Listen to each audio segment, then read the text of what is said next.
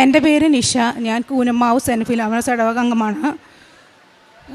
ഈ പരിശുദ്ധമായ അൾത്താരയിൽ അമ്മയുടെ പ്രത്യക്ഷീകരണത്തിൻ്റെ സാക്ഷിയാക്കി എന്നെ ഉയർത്തിയതിന് ഞാൻ അമ്മയ്ക്കും പരിശുദ്ധ അമ്മയ്ക്കും യേശുപ്പയ്ക്കും നന്ദി പറയുന്നു. ഞാൻ UK-യിൽ നിന്നാണ് വരുന്നത്. ഞാൻ നേഴ്സാണ്. തിയേറ്റർ അസിസ്റ്റൻ്റായിട്ട് ഇപ്പോൾ ഒരു NHS ഹോസ്പിറ്റലിൽ വർക്ക് ചെയ്യുന്നു. എൻ്റെ ജീവിതത്തിൽ ഞാൻ എന്തൊക്കെ നേടിയിട്ടുണ്ടോ അതെല്ലാം അച്ഛൻ പറയുന്ന വരെ not by merit but by grace. എനിക്ക് എൻ്റെ ജീവിതത്തിൽ എൻ്റെ എല്ലാ ചുവടുവെപ്പിലും മാതാവ് ഈശോയും കൂടെ ഉണ്ടായിട്ടുണ്ട്. അതിൽ ഞാൻ നേഴ്സാകാനായിട്ട് എൻ്റെ പ്രൊഫഷൻ എടുത്തത് എൻ്റെ ഒത്തിരി പാഷനായിരുന്നു നേഴ്സിംഗ് എന്ന് പറഞ്ഞത്. അപ്പോൾ എൻ്റെ ബാൻഡ് 3 ആണ്. ശരിക്കും പറഞ്ഞാൽ OET പാസ്സായാൽ മാത്രമേ ഒരു നേഴ്സാകാനായിട്ട് സാധിക്കത്തുള്ളൂ. OET പാസ്സായാൽ മാത്രമേ നേഴ്സാകാൻ പറ്റത്തുള്ളൂ. പക്ഷേ UK-യിൽ ഒരു പുതിയ നിയമം വന്നു. നമുക്ക് 1 year അവിടെ വർക്ക് ചെയ്തിട്ടുണ്ടെങ്കിൽ നമ്മുടെ മാനേജർ സിഫ് പാത്വേ എന്ന് പറയും, ഇംഗ്ലീഷ് ലാംഗ്വേജിൽ പ്രൊഫിഷ്യൻസി ഉണ്ടെങ്കിൽ അവർക്ക് നമ്മളെ സപ്പോർട്ട് ചെയ്ത് നമുക്ക് നേഴ്സാകാൻ പറ്റും. അപ്പം ഞാൻ NHS ഹോസ്പിറ്റലിൽ തിയേറ്ററിൽ വർക്ക് ചെയ്യുന്നതുകൊണ്ട് എൻ്റെ മാനേജർ എന്നെ സപ്പോർട്ട് ചെയ്യാമെന്ന് പറഞ്ഞു. അപ്പോൾ OSCE CBT എന്നോട് എഴുതിക്കൊള്ളാൻ പറഞ്ഞു. ശരിക്കും പറഞ്ഞിട്ടുണ്ടെങ്കിൽ നമ്മൾ തിയേറ്റർ ഈ നേഴ്സിംഗ് പിൻ നമ്പർ കിട്ടിയിട്ടുണ്ടെങ്കിൽ ഞാൻ ബാൻഡ് 3 ആയിട്ട് വർക്ക് ചെയ്യും, നമുക്ക് ആ പൊസിഷനിൽ വർക്ക് ചെയ്യാൻ പറ്റത്തില്ല ശരിക്കും. പക്ഷേ ഇപ്പോൾ പുതിയൊരു നിയമം വന്നു, നമുക്ക് ജോലി കിട്ടുന്നവരെ ആ ബാൻഡ് 3 ആയിട്ട് നമുക്ക് നിൽക്കാമെന്നൊരു നിയമം വന്നതുകൊണ്ട് എൻ്റെ മാനേജർ എഴുതിക്കൊള്ളാൻ പറഞ്ഞു. OSCE എഴുതാൻ പോയപ്പം ഞാൻ മാതാവിനോട് ചോദിച്ചിട്ടാണ് ശരിക്കും പറഞ്ഞ് ഞാൻ ഡേറ്റ് എടുത്തത്. ഞാൻ 2-3 ഡേറ്റ് മാതാവിന് കൊടുത്തു. ഞാൻ ഉടമ്പടി എടുത്തത് നവംബർ 2024 ഉടമ്പടി എടുത്തത്. മാതാവിനോട് ഞാൻ എല്ലാം സംസാരിക്കും. മാതാവിനോട് ഞാൻ ഡേറ്റ് കൊടുത്തു. മാതാവ് വന്ന ഡേറ്റാണ് മാർച്ച് 7 പക്ഷെ അത് 1 മാസത്തെ ഗ്യാപ്പുള്ളൂ OSCE എഴുതാനായിട്ട്. അപ്പോൾ എൻ്റെ ഫ്രണ്ട്സൊക്കെ പറഞ്ഞു, എടി ഈ 1 മാസം കൊണ്ട് നീ എന്തായാലും OSCE പാസ്സാകാനും പോകുന്നൊന്നുമില്ല, നീ ഡേറ്റ് മാറ്റെന്ന് പറഞ്ഞു. അപ്പോൾ തിയേറ്ററിൽ ഇരുന്ന് തന്നെ ആ കൊച്ച് എക്സാം എഴുതിയാണ്. അപ്പോൾ കൊച്ച് എന്നോട് പറഞ്ഞു ഞാൻ ഹെൽപ്പ് ചെയ്യാൻ ഡേറ്റ് മാറ്റാൻ നോക്കിയിട്ട് പറ്റണില്ല. അപ്പോൾ എൻ്റെ മനസ്സിലൊരു വിളി തന്നെയാണ്, ഇത് മാറ്റണ്ട, മാതാവ് തന്ന ഡേറ്റ് ആണല്ലോ, പിന്നെ ഞാനെന്തിനാണ് മാറ്റണത്. അപ്പോൾ ഞാൻ പറഞ്ഞു തോറ്റാലും കുഴപ്പമില്ല, എന്തായാലും ഞാൻ ഈ മാർച്ച് 7 ഒരു റിസ്ക് എടുത്തിട്ട് എഴുതാൻ പോണേന്ന് പറഞ്ഞു. അപ്പോൾ ശരിക്കും ഈ OSCE നമുക്ക് പാസ്സാകണമെങ്കിൽ പ്രാക്ടിക്കൽ നമുക്ക് ചെയ്ത് പ്രാക്ടീസ് ചെയ്തിട്ട് എക്സാം എഴുതാൻ എന്നാലേ നമ്മൾ പാസ്സാകത്തുള്ളൂ. അപ്പോൾ എനിക്ക് കുറച്ച് സാമ്പത്തിക ബുദ്ധിമുട്ടുള്ളതുകൊണ്ട് ഞാൻ പറഞ്ഞു വേണ്ട, ഞാൻ എന്തായാലും ഇനി പൈസ 900 പൗണ്ട് കൊടുക്കണം അതിന്, എന്തായാലും പൈസ കൊടുത്ത് പ്രാക്ടിക്കൽ ഞാൻ പോകുന്നില്ല. മാതാവ് എൻ്റെ കൂടെ ഉള്ളപ്പോൾ ഞാൻ എന്തിനാണ് ഭയപ്പെടേണ്ടത്. അപ്പം നമുക്ക് കുറച്ച് ബേസിക് മനസ്സിലാക്കണം. അപ്പം ഞാൻ ഓൺലൈനിൽ 90 പൗണ്ട് കൊടുത്തിട്ട് നമുക്കവർ വെർബലൈസ് ചെയ്ത് തരും. പ്രാക്ടിക്കൽ എക്സ്പീരിയൻസ് ഒന്നുമില്ല, അസസ്മെൻറ്റ് എന്തൊക്കെയാണ് ചെയ്യണത് അവർ പറഞ്ഞു തരും. അങ്ങനെ ഒരു കോഴ്സിന് ചേർന്നു. പിന്നെ കുറേ വീഡിയോ കണ്ടു. എനിക്ക് ആരും പ്രാക്ടീസ് ചെയ്യാനില്ല, അസസ്മെൻറ്റ് മാത്രം എൻ്റെ മോളോട് പറഞ്ഞ് ഞാൻ പ്രാക്ടീസ് ചെയ്തു. മറ്റു രോഗിയോട് സംസാരിക്കണം. പക്ഷേ കുറച്ച് നേരം കഴിയുമ്പോൾ അവൾ ഇറിറ്റേറ്റീവ്, എൻ്റെ പഠനമൊന്നും നടക്കത്തൊന്നുമില്ല. അപ്പം അങ്ങനെ ഇങ്ങനെ കുറേ വീഡിയോസൊക്കെ കണ്ടു. എൻ്റെ എക്സാമിൻ്റെ ഡേറ്റ് വന്നു. ഇപ്പോൾ എല്ലാവരും ഫ്രണ്ട്സെല്ലാം പറയും എന്തായാലും നീ പാസ്സാകത്തൊന്നുമില്ല, കാരണം ഈ പ്രാക്ടീസ് ചെയ്യാതെ എങ്ങനെയാണ് പാസ്സാകണത്. പക്ഷേ ഞാൻ ഉടമ്പടിയിലാണല്ലോ, പിന്നെ ഞാനിതിനെ ഭയപ്പെടുന്നത്. ഞാൻ പിന്നെ കുറേ വീഡിയോ കണ്ടു. എനിക്ക് എക്സാമിൻ്റെ ദിവസം വന്നു. വീട്ടിലിരുന്നാണെങ്കിൽ പഠിക്കാൻ പറ്റണില്ല, കാരണം ലാപ്ടോപ്പ് എടുത്താലും മോള് സമ്മതിക്കത്തില്ല. പിന്നെ ഡ്യൂട്ടിയുണ്ട് എനിക്ക് തിയേറ്ററിൽ. രാവിലെ 8 മണിക്ക് കയറണമെങ്കിൽ 6 മണി വരെയാണ്. വീട്ടിലിരുന്ന് പഠിക്കാൻ പറ്റില്ല. അപ്പോൾ പഠിക്കാനും പറ്റുന്ന ആകെ കൂടി സ്ട്രെസ്സ്, എങ്ങനെ പാസ്സാകും, പഠിക്കാനും പറ്റണില്ലല്ലോ.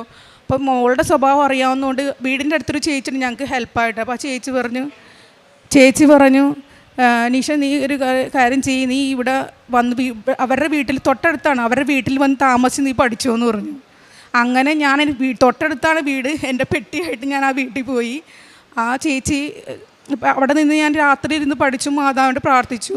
പിന്നെ അതിനുശേഷം പ്രാക്ടിക്കൽ ചെയ്തിട്ടില്ല. പിന്നെ ഞാൻ 10 സ്റ്റേഷനാണ് ഞങ്ങൾക്കുള്ളത് എക്സാമിന്. അപ്പം നമുക്ക് ഏതാ വരണമെന്നൊന്നും പറയാൻ പറ്റത്തില്ല. ഞാൻ മാതാവിന് 10 സ്റ്റേഷൻ എഴുതിയിട്ട് ഞാൻ മാതാവിൻ്റെ കയ്യിൽ കൊടുത്ത്, എന്നിട്ട് ഞാനൊരു പ്രാർത്ഥിച്ചിട്ട് വിശ്വാസ പ്രമാണത്തിൽ ഞാൻ എടുത്തു.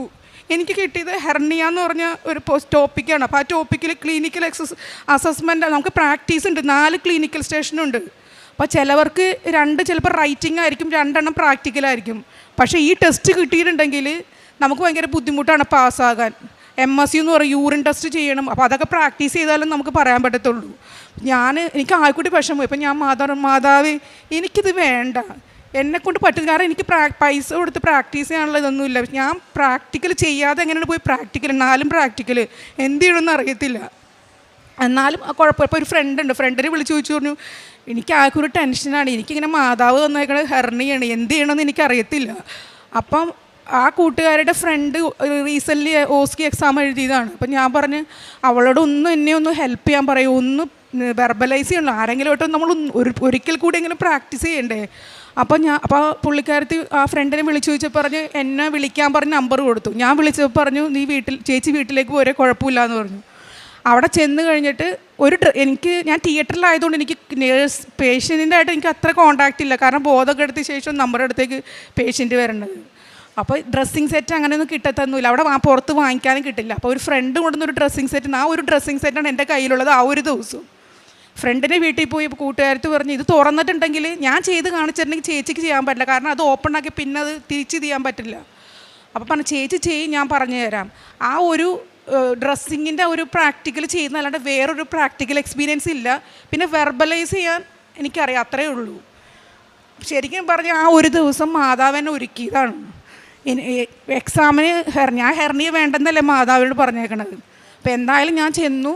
ശരിക്കും പറഞ്ഞാൽ ആദ്യം നമുക്ക് കിട്ടുന്ന അസസ്മെൻറ്റിനാണ് നഴ്സിങ്ങിന്, അത് UK ഉള്ളവർക്ക് അറിയാമായിരിക്കും. പക്ഷേ എനിക്ക് ഫസ്റ്റ് കിട്ടിയത് ക്ലിനിക്കൽ, ഈ 4 ടെസ്റ്റ് ചെയ്യണേ കിട്ടിയത് എനിക്ക് കിട്ടിയത് ഈ ഹെർണിയക്ക് എന്തൊക്കെയാണ് വരുന്നത് അത് തന്നെയാണ് കിട്ടിയത്. അപ്പോൾ എനിക്ക് എന്ത് ചെയ്യണമെന്ന് അറിയത്തില്ല. നമുക്കൊരു ടൈം ഗ്യാപ്പ് ഉണ്ട്, ആ ടൈം പീരീഡിനുള്ളിൽ ആ പ്രൊസീജിയർ ഫുൾ കംപ്ലീറ്റ് ചെയ്യണം. അപ്പോൾ എന്ത് ചെയ്യണമെന്ന് അറിയില്ല. ഇത് കണ്ടതോടെ എനിക്ക് ആകെ ഒരു ടെൻഷനായി. പക്ഷേ ഹെർണിയാണെന്ന് എനിക്ക് അറിയത്തില്ല ശരിക്കും. അപ്പം ഈ ക്ലിനിക്കൽ സ്കെയിൽ 8 മിനിറ്റുള്ളിൽ ചെയ്യണം. പിന്നെ നമ്മൾ ലാസ്റ്റ് ഗ്ലൗസൊക്കെ ഊരി ഹാൻഡ് വാഷൊക്കെ ചെയ്യണം. പക്ഷേ എനിക്കതിനുള്ള ടൈം ഗ്യാപ്പൊന്നും കിട്ടിയില്ല. പ്രൊസീജിയർ ചെയ്തു, ആ പഠിച്ചൊക്കെ കുറേ വീഡിയോസ് കണ്ടതാണല്ലോ, അപ്പോൾ അതുകൊണ്ട് അതനുസരിച്ച് ഞാൻ പ്രൊസീജിയറൊക്കെ ചെയ്തു. പക്ഷേ എനിക്ക് ഒരു ഗ്ലൗസ് ഡിസ്പോസ് ചെയ്യാനോ ഹാൻഡ് വാഷ് ചെയ്യാനോ സമയം കിട്ടിയില്ല. പിന്നെ എനിക്ക് സ്ട്രെസ്സായി, എൻ്റെ ദൈവം ഞാൻ തോറ്റു. അപ്പോൾ ഞാൻ മനസ്സിൽ ചോദിച്ചു ഇതെല്ലാം പാളിപ്പോയി, ഞാൻ ജയിക്കൂല, ഇത് ഞാൻ ഫുൾ പൂർത്തീകരിച്ചില്ലല്ലോ, ആ ഒരു ടെൻഷൻ. പിന്നെ തുടർന്നുള്ള ഇതിലൊക്കെ എനിക്ക് ഭയങ്കര ടെൻഷനായിരുന്നു. ഞാൻ പുറത്തിരുന്ന് മാതാവിനോട് കരഞ്ഞു. ഞാൻ കരയണതൊക്കെ അസസറിന് കാണാം. മാതാവിനോട് ഞാൻ അവിടെ നിന്ന് പ്രാർത്ഥിച്ചു. എല്ലാം എങ്ങനെയൊക്കെ ഞാൻ അതെല്ലാം ചെയ്തു. എനിക്ക് ആയെക്കൂടി അറിയാവുന്നത് അസസ്മെൻ്റാണ്. മോളായിട്ട് പ്രാക്ടീസ് ചെയ്തുകൊണ്ട് അസസ്മെൻറ്റ് ക്ലിയറായിട്ട് എനിക്കറിയാം. അല്ലാതെ ഇതൊന്നും ഞാൻ ചെയ്തിട്ടില്ല. എല്ലാം 4 എൻ്റെ ക്ലിനിക്കൽ സ്കില്ല് കഴിഞ്ഞു. ലാസ്റ്റാണ് എൻ്റെ അസസ്മെൻറ്റ് വന്നത്. അസസ്മെൻറ്റ് നോക്കിയപ്പോൾ ഈ പേപ്പർ എടുത്ത് നോക്കിയപ്പോൾ ഞാൻ കാണണത് എനിക്ക് മാതാവ് ഏതാണ് തന്നത്, ആ വിഷയം ഹെർണിയ. സത്യം പറഞ്ഞ് എനിക്ക് ആകെ കൂടി എന്തോ മാതിരിയായി പോയി. അതെല്ലാം കഴിഞ്ഞ് ഞാൻ വീട്ടിൽ ചെന്നിട്ട് എല്ലാവരും ചോദിച്ചു എങ്ങനെ ഉണ്ടായിരുന്നു എക്സാം. ഞാൻ പറഞ്ഞു എനിക്ക് എക്സാം ഭയങ്കര ബുദ്ധിമുട്ടാണ്, കാരണം ഞാൻ പ്രൊസീജിയർ കംപ്ലീറ്റ് ആയിട്ട് ഹാൻഡ് വാഷിങ് ചെയ്യണമില്ല. പ്രൊസീജിയർ ചെയ്താലും നമ്മൾ ലാസ്റ്റ് തിങ്സൊക്കെ റീപ്ലേസ് ചെയ്യണം. ഇതൊന്നും എനിക്ക് ചെയ്യാൻ പറ്റിയില്ലല്ലോ. അപ്പം ഞാൻ മാതാവിൻ്റെ പുറത്തേക്ക്, മാതാവേ എന്നെ ഫുള്ളായിട്ട് ജയിപ്പിച്ചില്ലെങ്കിലും വേണ്ട, എനിക്കിനി ഫുൾ പൈസ മുടക്കാനുള്ള കപ്പാസിറ്റി ഇല്ല. അപ്പോൾ എനിക്ക് പാതി എങ്ങനെ ജയിക്കുവാണെങ്കിൽ നമുക്ക് പാതി പൈസ കൊടുത്ത് അടുത്ത എക്സാം എഴുതാം, 3 സിറ്റിംഗ് ഉള്ളൂ. അങ്ങനെ ഞാൻ മാതാവിനോട് പ്രാർത്ഥിച്ചു. എല്ലാവരോടും പറഞ്ഞു ജയിക്കണ ആരെയും സംശയമുണ്ട്, ഭയങ്കര ബുദ്ധിമുട്ടായിരുന്നു. പിന്നെ ഹോസ്പിറ്റലാണെങ്കിൽ എല്ലാവർക്കും അറിയാം ഞാൻ ഇതിന് പോയേക്കണേന്ന്. അപ്പോൾ എല്ലാവരും കണ്ടു വെച്ചു നിഷേ എങ്ങനെ ഉണ്ടായിരുന്നു എക്സാം. പിന്നെ എനിക്ക് വേണ്ടി ആ സമയത്ത് എൻ്റെ അമ്മ എഴുതിരിത്തിച്ച് പ്രാർത്ഥിച്ചു. എൻ്റെ വീട്ടിൽ കുടുംബത്തിൽ പല ആൾക്കാരും ഉടമ്പടി എടുത്തവരാണ്. അപ്പോൾ അവരൊക്കെ സമയം അറിയാതെ എല്ലാവരും പ്രാർത്ഥിച്ചു. എൻ്റെ ഫ്രണ്ട്സ് അവരൊക്കെ തിരികെത്തിച്ച് ആ സമയത്ത് പ്രാർത്ഥിച്ചു. അങ്ങനൊരു ഇതുണ്ടായിരുന്നു. പിന്നെ അതിന് ശേഷം തിങ്കളാഴ്ച റിസൾട്ട് വേണം. ഡ്യൂട്ടിക്ക് പോയപ്പോൾ തുടങ്ങി എല്ലാവരും എങ്ങനെ ഉണ്ടായിരുന്നു ഇത് ഭയങ്കര ബുദ്ധിമുട്ടായിരുന്നു, ജയിക്കുമെന്ന് എനിക്ക് അറിയില്ല, എന്തായാലും അടുത്ത പ്രാവശ്യം എഴുതേണ്ടി വരുമായിരിക്കും എന്ന് പറഞ്ഞു. ഡ്യൂട്ടിയിലിരിക്കും, ഞങ്ങൾക്ക് ഫോൺ ഉപയോഗിക്കാൻ പാടില്ല. ഡ്യൂട്ടിയിലിരിക്കുമ്പോൾ മെസ്സേജിൻ്റെ ഒരു ശബ്ദം കേട്ടു. സാധാരണ ഈ റിസൾട്ട് വരുമ്പം നമ്മൾ ഏത് എക്സാം എഴുതിയ സെൻറ്ററിൽ നിന്നാണ് റിസൾട്ടിൻ്റെ ഇത് വരുന്നത്. പക്ഷേ എനിക്ക് വന്നത് NMC എന്നാണ്. അപ്പോൾ NMCയുടെ ഇത് കാണാം. അപ്പോൾ ഞാൻ ഞങ്ങളുടെ മാനേജർ ചോദിച്ചു എനിക്കൊരു NMC എന്നൊരു മെയിൽ വന്നിട്ട് ഒന്ന് തുറന്നു നോക്കിക്കോട്ടെ എന്ന് ചോദിച്ചു. പുള്ളി പറഞ്ഞു തുറന്നു നോക്കാൻ പറഞ്ഞു. പക്ഷേ ഞാൻ തുറന്നു നോക്കിയപ്പോൾ എനിക്ക് വിശ്വസിക്കാൻ പറ്റണില്ല, ഞാൻ പാസ്സായി. എനിക്ക് എല്ലാവരും ഞാൻ തോക്കുമെന്ന് പറഞ്ഞിട്ട് ഞാൻ പാസ്സായി. അതിന് അപ്പോൾ ഞാൻ വിചാരിച്ചു മാതാവ് കൂടെ ഉണ്ടെങ്കിൽ എല്ലാം വിജയകരമായി പൂർത്തീകരിക്കുന്ന എനിക്ക് വിശ്വാസം ഉണ്ടായി. ഞാൻ പറഞ്ഞല്ല എൻ്റെ കഴിവ് കൊണ്ടൊന്നുമല്ല, എൻ്റെ മാതാവും ഈശോയും എൻ്റെ കൂടെയുള്ളത് കൊണ്ട് മാത്രമാണ് എനിക്കിത് കിട്ടിയെന്ന് ഞാൻ പറഞ്ഞു. അതേപോലെ തന്നെ ഈ ഓസ്കിയുടെ സമയത്ത് തന്നെ ഞാൻ ഡ്രൈവിങ്ങിൻ്റെ തിയറി ടെസ്റ്റ് ഉണ്ട് അവിടെ. അപ്പോൾ ഈ രണ്ടും ഒരുമിച്ച് ആ 1 മാസത്തിനുള്ളിലാണ് ഞാൻ ഈ ഡ്രൈവിങ്ങിൻ്റെ തിയറി ടെസ്റ്റിനും ഓസ്കിക്കും ഡേറ്റ് എടുത്തത്. അപ്പോൾ എല്ലാവരും പറഞ്ഞു രണ്ടും ഒരുമിച്ച് എടുത്തേക്കണേണ് ആൾ, ജയിക്കുമെന്ന് തോന്നണില്ല. എന്നുള്ള രീതിയിൽ എല്ലാവരുടെയും ധാരണ. അതേപോലെ ഈ ഡ്രൈവിങ്ങിൻ്റെ തിയറി ടെസ്റ്റിനാണെങ്കിലും ഞാൻ എപ്പോഴും പ്രാക്ടീസ് ചെയ്യുമ്പോൾ എനിക്ക് തിയറി ഉണ്ട്, വീഡിയോസ് ഉണ്ട്. തിയറിയിൽ എനിക്ക് നല്ല ഫുൾ മാർക്കുണ്ട്, പക്ഷേ വീഡിയോസ് മിക്കപ്പോഴും ഞാനിങ്ങനെ ക്ലിക്ക് ഒരു ഫ്ലോപ്പായി പോകണേന്. അവിടെ ചെന്ന് കഴിഞ്ഞപ്പോൾ ഞാൻ കൃപാസനത്തിൽ ഉപ്പ്, ഞാൻ എപ്പോൾ പോവുകയാണെങ്കിലും എൻ്റെ ബാഗിലാണെങ്കിൽ ഒരു ബൈബിളും കൃപാസനത്തിൻ്റെ ഉപ്പ് ഈ നമ്മുടെ കൃപാസനത്തിലെ പത്രം എൻ്റെ ബാഗിൽ, ഏതൊക്കെ ബാഗ് കൊണ്ടുപോകുന്ന ആ ബാഗിലെല്ലാം ഒരു കൃപാസനത്തിന് പത്രമുണ്ട്. എനിക്കെന്തോ പ്രൊട്ടക്ഷനാണത്. അപ്പോൾ ഈ കൃപാസനത്തിൽ ഉപ്പ് ഞാൻ എപ്പോഴും കൊണ്ടുപോകും. കൃപാസനത്തിൽ ഞാൻ ഉപ്പിട്ട് ഞാൻ പ്രാർത്ഥിച്ച് ഡ്രൈവിംഗ് ടെസ്റ്റിന് വീഡിയോ ചെയ്തപ്പോഴത്തേക്കും 15 വീഡിയോ ആണ്, 2 ഫ്ലോപ്പായി, 0 മാർക്കാണ്. പിന്നെ 13 ഉള്ളൂ. പിന്നെ തിയറി അഹങ്കാരമുള്ള മീൻസ് എല്ലാം ഫുൾ ചെയ്യും, പ്രാക്ടീസ് ചെയ്യുമ്പോൾ ഫുൾ ശരിയായിരുന്നു. അപ്പോൾ ആ ഒരു ഇതിലിരുന്ന്, പക്ഷേ എൻ്റെ റിസൾട്ട് വന്നപ്പം ഞാൻ അത്ഭുതപ്പെട്ടു പോയി. 41 മാർക്ക് തിയറിക്ക് വേണം, എനിക്ക് വീഡിയോ 2 ഓൾറെഡി ഫ്ലോപ്പായി. 13 ഇതായിട്ടുള്ളൂ. ഇപ്പം അതിലെത്ര സ്കോർ കിട്ടുമെന്ന് അറിയില്ല. എൻ്റെ മാതാവ് പക്ഷേ വളരെ അത്ഭുതത്തോടെ 65 മാർക്കോടുകൂടി എൻ്റെ മാതാവ് പാസ്സാക്കി. പിന്നെ അതേപോലെ തന്നെ ഈ NMC രജിസ്ട്രേഷനിൽ നമുക്ക് ഈ നമ്മുടെ ലാംഗ്വേജ് ഇംഗ്ലീഷ് മീഡിയത്തിലാണെന്നുള്ള ലെറ്റർ വേണം. ഞാൻ 96 പാസ് ഔട്ടായതാണ്. എൻ്റെ ഹോസ്പിറ്റലിൽ ശരിക്കും പറഞ്ഞാൽ വേറെ ആൾക്കാരെ ഏറ്റെടുത്ത്. അപ്പം ഞാൻ എവിടെ പോയാണ് എൻ്റെ സർട്ടിഫിക്കറ്റ്, ഈ കോളേജിൽ നിന്ന് വേണം ഇത് വരാൻ. അപ്പം എൻ്റെ ഫാദറും എൻ്റെ ഒരു അങ്കിളും കൂടെ പോയി അന്വേഷിച്ചപ്പം ഞാൻ പഠിച്ച ഹോസ്പിറ്റലിലെ പിള്ളേരുടെ വർക്കുകൾ എൻ്റെ ഒരു മാനേജർ ഏർപ്പാടാക്കിയിട്ടുണ്ട്. ഈ മാനേജറായിട്ട് എനിക്ക് മെസ്സേജുള്ള പരിചയമുള്ള ആളായിട്ട് ഞാൻ ഇതുവരെയായിട്ട് ഞാൻ സംസാരിച്ചിട്ടില്ല. അപ്പോൾ ഈ ലെറ്ററിന് വേണ്ടി നമ്മൾ തന്നെ പോകണം. ശരിക്കും എൻ്റെ അപ്പന് 84 വയസ്സായി, അച്ഛന് മദ്രാസ് വരെ പോകാനൊന്നും പറ്റത്തില്ല. അപ്പം അങ്കിളിന് പോകാൻ പറ്റില്ല, അങ്കിളിനും പ്രായമുള്ളതാണ്. എന്ത് ചെയ്യണമെന്ന് അറിയത്തില്ല. ഈ മാനേജർ വഴി പ്രിൻസിപ്പാൾ തരാമെന്ന് പറഞ്ഞു. അവന് ഞാനൊരു ഫ്രണ്ടിൻ്റെ എന്നെ ഹസ്ബൻഡിൻ്റെ പെങ്ങളുടെ അടുത്തുള്ള കൊച്ചു പറഞ്ഞു അവൾ വാങ്ങിച്ചു തരാമെന്ന് പറഞ്ഞു. ഒരാഴ്ച കഴിഞ്ഞപ്പോൾ ആ കൊച്ചു പറഞ്ഞാണ് അതിന് പറ്റില്ല എന്ന്. പിന്നെ എനിക്ക് എന്ത് ചെയ്യണമെന്ന് അറിയില്ല, ആകെ കൂടി സ്ട്രെസ്സാണ്.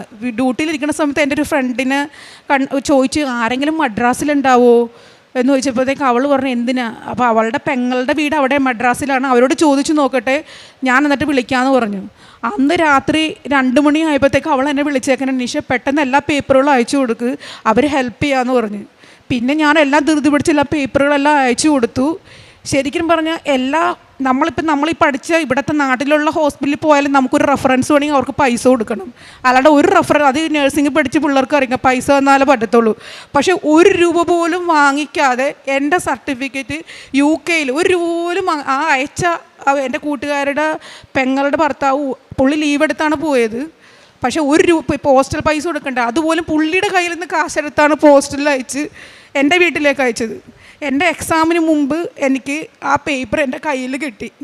എല്ലാ രീതിയിലും എനിക്ക് പറഞ്ഞറിയിക്കാൻ പറ്റില്ല, എല്ലാ രീതിയിലും എൻ്റെ ഓരോ ചുവടുപ്പിലും മാതാവ് ഈശോയും കൂടെ ഉണ്ടായിട്ടുണ്ട്. എൻ്റെ NMC പിന്നെ അതേ മാനേജർ അവരയക്കണം, പുള്ളിക്കാരി ഒരാഴ്ച ലീവായിരുന്നു, മാനേജർ ഒരു ഫോം ഫില്ല് ചെയ്യാനുണ്ട്. അതും ഒരാഴ്ച ആ സമയം ഇപ്പോഴത്തേക്കും ഞങ്ങളുടെ മാനേജറുടെ ഹസ്ബൻഡ് ICUയിൽ അഡ്മിറ്റാണ്. ആ ഒരാഴ്ച അങ്ങോട്ട് പോയി. നമുക്ക് എത്രയും പെട്ടെന്ന് പിൻ നമ്പർ കിട്ടണമല്ലോ. NMCന്ന് ലെറ്റർ വന്നേക്കണേ സിഫിന് ഇവർ ഫോം സൈൻ ചെയ്ത് അയക്കണമെന്ന്. ആ ഒരാഴ്ച കഴിഞ്ഞപ്പോൾ തന്നെ ഞങ്ങളുടെ മാനേജർ വന്നു. അപ്പോഴും ഞാനിരുന്ന് പ്രാർത്ഥിക്കണേ, മാതാവ് എത്രയും പെട്ടെന്നൊന്ന് എൻ്റെ NMC പിൻ നമ്പർ കിട്ടാനുള്ള മാതാവിനെ ഒരുക്കി തരണേന്ന്. പിന്നെ ഇവിടെ വന്നതിന് ശേഷം ഞങ്ങളുടെ മാനേജർ പുള്ളിക്കാരി അങ്ങനെ ചെയ്യുന്ന ആളല്ല, പക്ഷേ എല്ലാം കറക്റ്റായിട്ട് എല്ലാം ചെയ്ത് 2 മാനേജർ സൈൻ ചെയ്യണം. ഞാൻ പോകണം ശരിക്കും, പക്ഷേ ഞാൻ പോകാതെ തന്നെ ഈ മാനേജർ തന്നെ ബാൻഡ് 8ൻ്റെ അടുത്ത് സൈൻ വാങ്ങിച്ച് എല്ലാം ചെയ്തു തന്നു. എൻ്റെ NMC പിൻ നമ്പർ 31 ദിവസം കഴിഞ്ഞ് കിട്ടത്തുള്ളൂ എന്ന് പറഞ്ഞാൽ എൻ്റെ NMC പിൻ നമ്പർ 15 ദിവസത്തിനുള്ളിൽ എനിക്ക് കിട്ടി. അപ്പോൾ എൻ്റെ ജീവിതത്തിൽ എന്തൊക്കെ നേടിയിട്ടുണ്ടോ അതെല്ലാം എൻ്റെ മാതാവ് എൻ്റെ ഈശോയും കൂടെ ഉള്ളതുകൊണ്ട് മാത്രമാണ്. പിന്നെ അതുപോലെ ഉപ്പും കൊണ്ട് എൻ്റെ വീട് ഞാൻ കാരുണ്യപ്രവൃത്തി ചെയ്യണമെന്ന് വെച്ചിട്ടുണ്ടെങ്കിൽ ഞങ്ങളുടെ ഇപ്പോൾ നിങ്ങൾക്കറിയാമല്ലോ UK പിള്ളേരെ ഒറ്റയ്ക്ക് വിടാൻ പറ്റത്തില്ല. അപ്പോൾ ആരെങ്കിലും ഒരാൾ വീട്ടിൽ വേണം. അപ്പം ഞങ്ങൾ ഫ്രണ്ട്സിൻ്റെ പിള്ളേരൊക്കെ അവർക്ക് നൈറ്റിന് പോകുമ്പോൾ ചിലപ്പോൾ 2 പേർക്ക് നൈറ്റായിരിക്കും. അപ്പോൾ കൊച്ചുങ്ങൾ ഞങ്ങളുടെ വീട്ടിൽ കൊണ്ടുവന്നാക്കും, അങ്ങനെ ഹെൽപ്പ് ചെയ്യും. പിന്നെ അതേപോലെ തന്നെ ഞാൻ എല്ലാ മാസവും എൻ്റെ സാലറിയിൽ നിന്ന് മെഡിസിൻ ട്രീറ്റ്മെൻറ്റിന് വേണ്ടി പൈസ കൊടുക്കുന്നുണ്ട്. പിന്നെ ഡയാലിസിൽ വർക്ക് എല്ലാ ആഴ്ചയിലും ഡയാലിസിൽ ഒരു കൊച്ചിന് എന്നെ കഴിയുന്ന വിധത്തിൽ ഞാൻ സഹായം ചെയ്യുന്നുണ്ട്. ഞങ്ങൾക്ക് പിന്നെ ഫുഡ് ആശുപത്രി പോയി ശുശ്രൂഷിക്കാനൊന്നും UK പറ്റത്തില്ല. എൻ്റെ ഒരു ഓപ്പറേഷൻ തിയേറ്ററിൽ വരുന്ന രോഗികൾക്ക് വേണ്ടി ഞാൻ പ്രാർത്ഥിക്കും. എൻ്റെ പോക്കറ്റിൽ എപ്പോഴും ഒരു ജപമാല ഉണ്ടാവും. ഞാൻ പ്ലാസ്റ്റിക് സർജറിയിൽ വർക്ക് ചെയ്യണത് ബ്രസ്റ്റ് ഓപ്പറേഷൻ നടക്കുന്ന രാവിലെ ട്രാൻസ്പ്ലാന്റ് ചെയ്യും, ബ്രസ്റ്റ് ട്രാൻസ്പ്ലാന്റ് ചെയ്യുന്ന യൂണിറ്റിലാണ്. അപ്പോൾ രാവിലെ കയറിയിട്ടുണ്ടെങ്കിൽ 8 മണി 10 മണി, ചില സമയത്ത് 11 മണി വരെ നീണ്ടുപോകുന്ന സർജറിയാണ്. അപ്പം ഞാൻ അവർക്ക് വേണ്ടി ജപമാല ചെല്ലും. അതാണ് എൻ്റെ പ്രേക്ഷിത പ്രവർത്തനങ്ങൾ. പിന്നെ എൻ്റെ വീടിൻ്റെ തൊട്ടടുത്താണ് കുർബാന, ഇംഗ്ലീഷ് പള്ളിയാണ്. എനിക്ക് ഓഫ് കിട്ടുമ്പോൾ ഞാൻ പള്ളിയിൽ പോവും. പിന്നെ എല്ലാ ദിവസവും ഞാൻ ഓൺലൈനിൽ കുർബാന കൂടും, എല്ലാ ഞായറാഴ്ചയും കൂടും. പിന്നെ കുമ്പസാരിക്കാൻ കുറച്ച് ബുദ്ധിമുട്ടുണ്ട്, പക്ഷേ എപ്പോൾ അവസരം കിട്ടുന്നു അപ്പോഴൊക്കെ ഞാൻ പോയി കുമ്പസാരിക്കും. അതൊക്കെയാണ് എൻ്റെ ആത്മീയമായ വളർച്ച. പിന്നെ ഞാൻ പ്രാർത്ഥന, എൻ്റെ യാത്രകളിൽ ജപമാല, ഞാൻ എൻ്റെ യാത്രയും പിന്നെ വീട്ടിലെനിക്ക് അത്രയ്ക്ക് കണ്ടിന്യൂസ് ആയിട്ട് പ്രാർത്ഥിക്കാൻ പറ്റിയ ഒരു അവസരം എൻ്റെ വീട്ടിലുള്ളത്.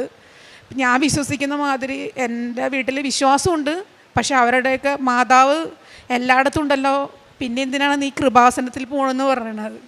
ഞാൻ ശരിക്കും പറഞ്ഞാൽ ഇന്ന് ഞാനിവിടെ വരേണ്ട വ്യക്തിയല്ല. ഞാൻ ഇന്ന് കുർബാനയ്ക്ക് പള്ളിയിൽ പോയപ്പം എനിക്കെന്തോ എന്നെ മാതാവ് വിളിച്ചമാരെ തോന്നി. ഞാൻ അതുകൊണ്ട് ഞാൻ പള്ളിയിൽ നിന്ന് ഓടി എൻ്റെ ഉടമ്പടി പത്രം ഉണ്ടോ എന്ന് ജസ്റ്റ് നോക്കിയിട്ടാണ് ഞാൻ വേഗം ഓടി ഞാൻ പോകുന്നത് ഇവിടെ 11:30. അപ്പം മാതാവ് എന്നെ വിളിച്ചു വരുത്തിയതാണ്. എൻ്റെ ജീവിതത്തിൽ ഒത്തിരി അത്ഭുതങ്ങൾ തന്ന മാതാവിനും ഈശോയ്ക്കും എൻ്റെ ജീവിതം തന്നെ ഞാൻ സമർപ്പിക്കണം. മരണം വരെ അമ്മയുടെ പ്രത്യക്ഷീകരണത്തിൻ്റെ സാക്ഷിയാക്കി നിൽക്കാനാണ് എൻ്റെ ആഗ്രഹം. അപ്പം അതിനുവേണ്ടി എല്ലാവരും പ്രാർത്ഥിക്കണം. പിന്നെ എൻ്റെ കുടുംബം കൃപാസന മാതാവിൽ വിശ്വസിക്കാനുള്ള കുടുംബം എന്ന് വെച്ചിട്ടുണ്ടെങ്കിൽ എൻ്റെ ഹസ്ബൻഡും എൻ്റെ മക്കളും എല്ലാവരും കൃപാസന മാതാവിൽ വിശ്വസിച്ച് ജീവിക്കണമെന്ന് ആണ് എൻ്റെ ഏറ്റവും വലിയ ആഗ്രഹം. അതിൻ്റെ മഹത്വം അവരും അറിയണം.